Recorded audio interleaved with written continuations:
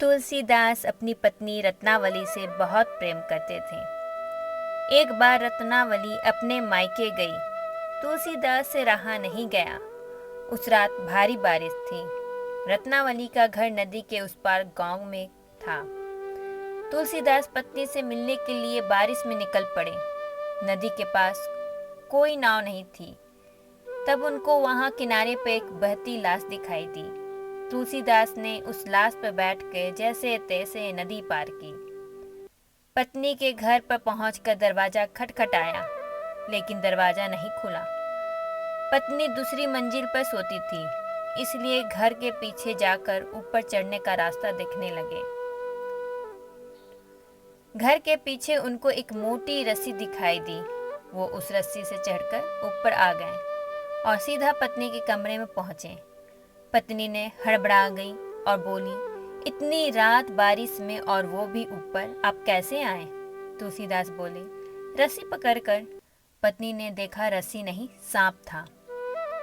पति की इस अथाह आसक्ति को देखकर पत्नी बोली, हे नाथ, मेरी देह से इतना प्रेम करते हो, इतना प्रेम यदि आपने राम से करते तो आपका जीवन धन्य हो जाता।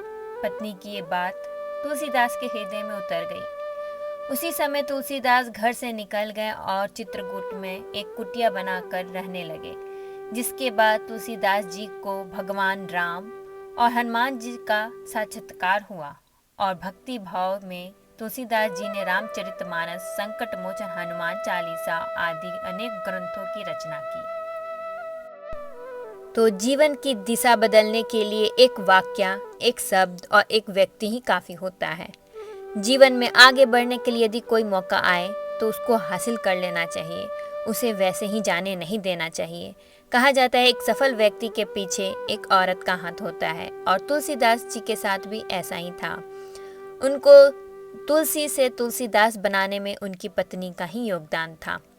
अगर आपको ये मेरी कहानी है पसंद आई हो तो मेरे चैनल को सब्सक्राइब कर लें और मेरे चैनल को लाइक करें। धन्यवाद।